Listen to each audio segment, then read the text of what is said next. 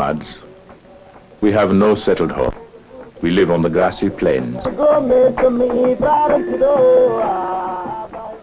We walk hundreds of miles looking for pasture for our camels and for wells where we can get water. They are the two most important things in our lives, camels and water.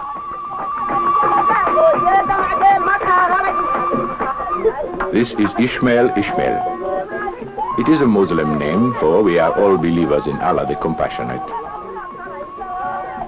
Ishmael's father is Muhammad Ishmael. He believes strongly in his family and his nomadic traditions. And when we camp, it is the women who must put up the house. First they must get the camel to kneel, and camels can be very stubborn.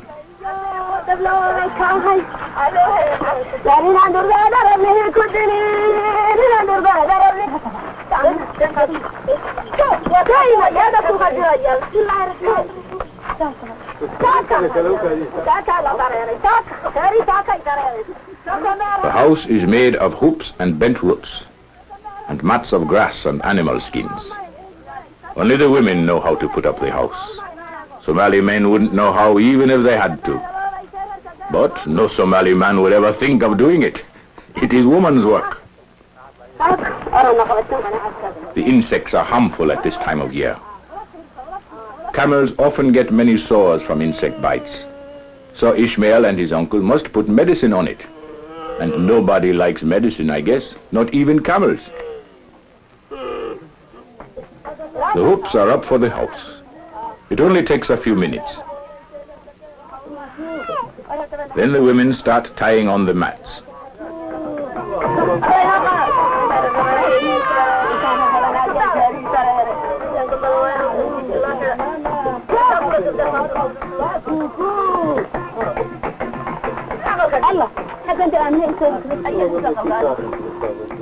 Around our houses, we make a fence out of thorny bushes.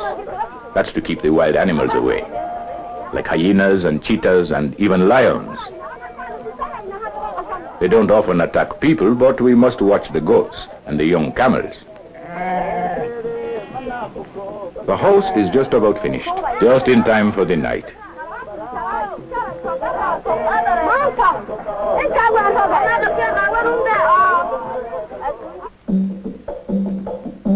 The mornings come early, for we wake up with the sun, and often it is cold. It is the law of Allah that we pray 5 times a day, and we must wash ourselves each time before praying. Cleanliness is part of our religion.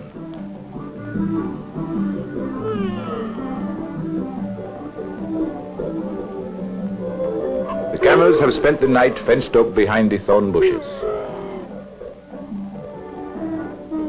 But now it is breakfast time. And Ishmael knows where his breakfast comes from.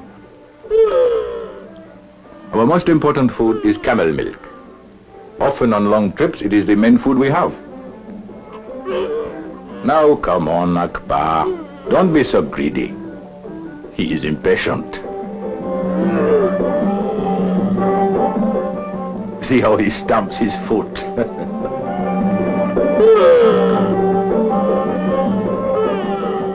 The milk of the camel is rich and creamy.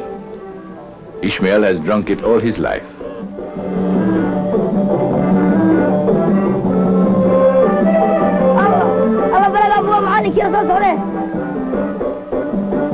But there is a visitor. It is Sheikh Hussein. He was in Hargeisa, the biggest town in the north of Somalia. It is 100 miles away. He must have walked the whole distance. Sheikh Hussein is a special kind of teacher. He is nomadic like us. He travels around and gives our children lessons wherever he finds us. It is all part of a plan of the government and the United Nations, especially UNICEF. Sheikh Hussein has told us that UNICEF helps children all over the world in many different ways. Before this, our children didn't have any real schooling. How could they? being nomads.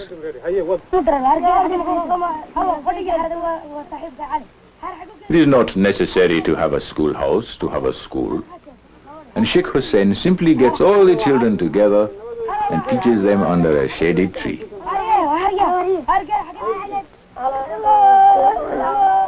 Ishmael and his friends, like all nomadic children, read and write in Arabic, because the Somali language has not been written. But of course, we all speak Somali.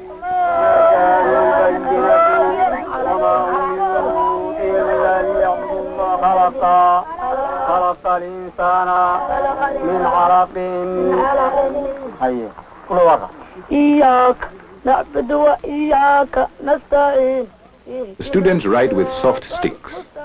Their ink is made out of the charcoal of frankincense, a very special tree.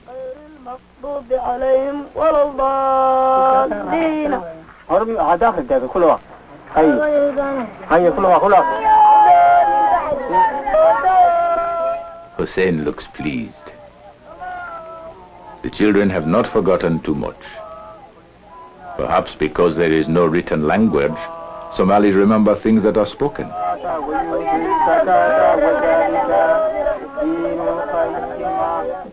Well, school is over for this morning.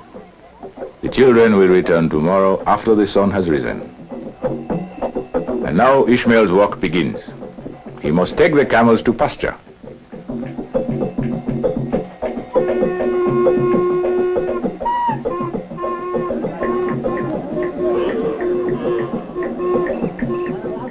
Most Somali boys enjoy going out with the camels. They may walk for several miles, 10 or 20 even, before they find pasture. But it is still early in the morning, and there'll be plenty time to study. For boys like Ishmael, the camels become real friends, almost like people. Ishmael knows each camel's personality and its habits.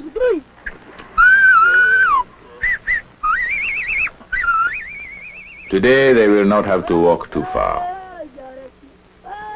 There should be lots of pasture after the rains.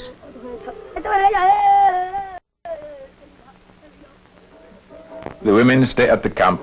They grind corn and prepare food. They are making butter out of goat's milk. They rock the milk back and forth in a pot made of grass, and it turns into butter.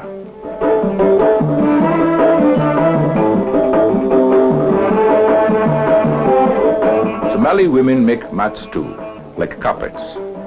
Some we keep, and some we sell the next time we are close to a town with a market. The women are always working. I think in Somalia the women work harder than the men.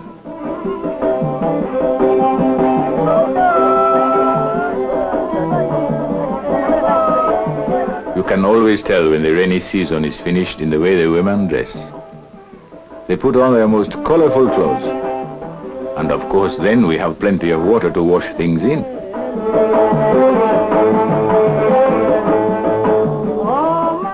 I have heard strangers say that Somali women are very beautiful.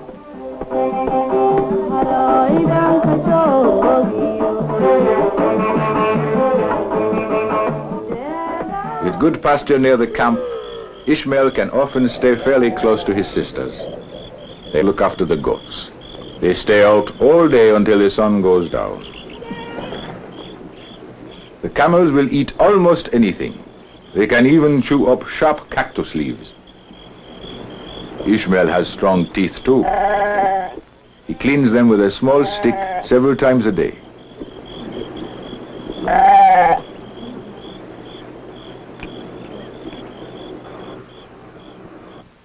Sometimes another family will be camped nearby.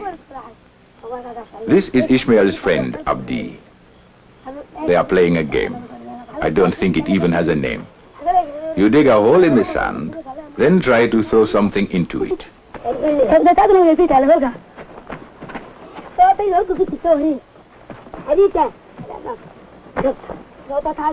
Well, Abdi wins that one. Now Ishmael must give him a ride on his back. And Abdi throws the shoe again.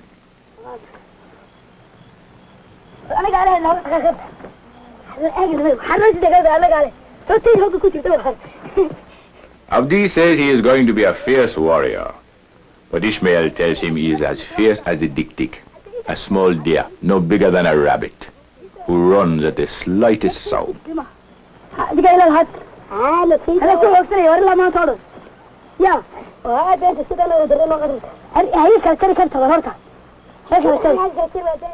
They have other games too, but all the time they are watching the animals.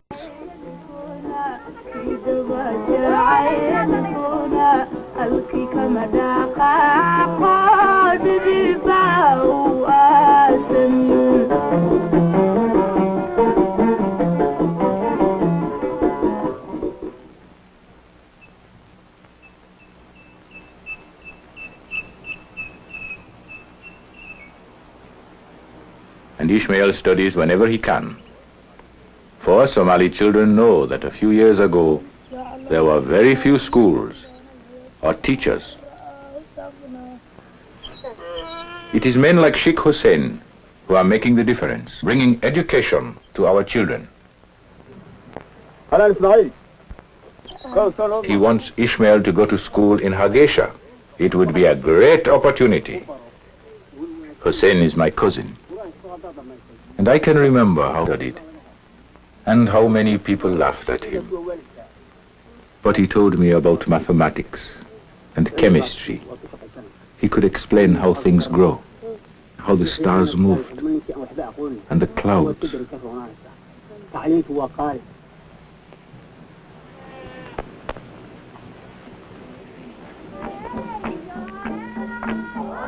A week later, Ishmael's father said he must go to Hargeisa to buy another camel, and he said Ishmael would go with him. They would walk for 7 days, perhaps 100 miles, but Ishmael was not afraid of that. For a Somali, such a walk is nothing. And so they walked and walked.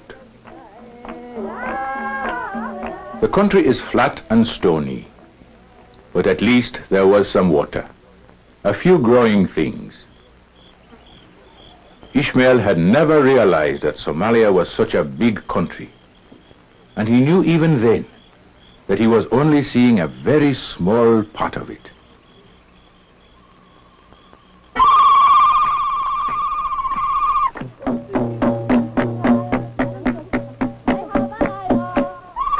On the 5th day, they came across a group of women dancing.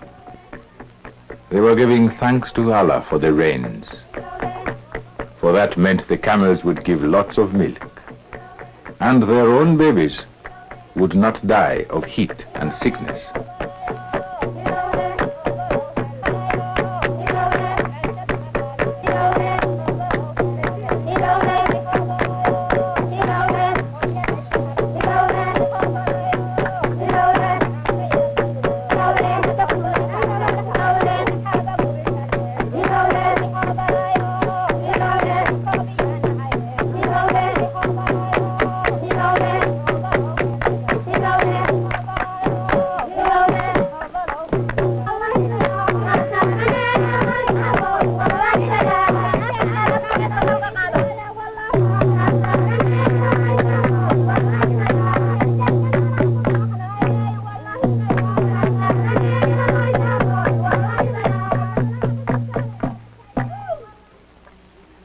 A few days later, they came over the crest of a hill, and there it was.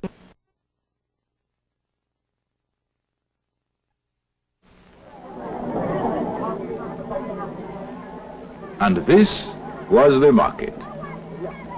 Ishmael had heard something about it, but he had not expected all this noise and the people. He had never seen such crowds. In Somalia, everybody bargains, but you can buy many things. Vegetables, corn, bread, and butchers cut their meat right in front of you.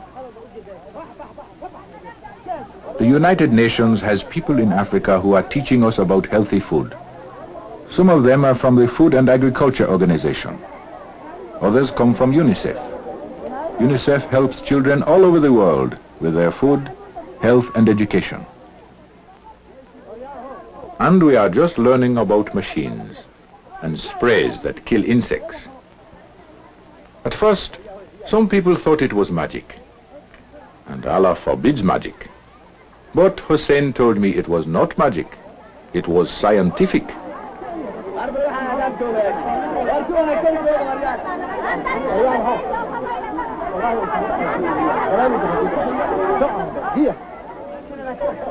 But Ishmael's father was only interested in one thing, the camel market, where the Somali buy and sell all their camels.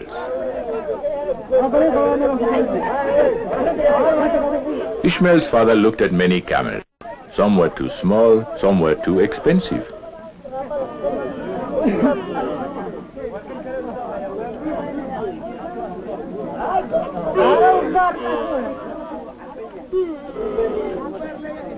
This is a nice one. His hide was healthy, his hair thick. How much? Then two men thought of a joke. They tried to ride a camel. Somalis never ride the camels.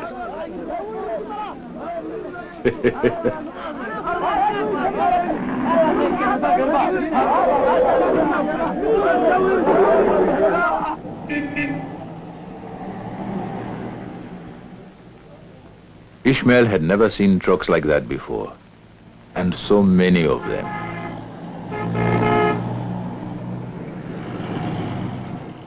And throwing up dust like the winds of the Jilal in the dry season. Ishmael's father had to go back to the market. He would have to decide which camel to buy.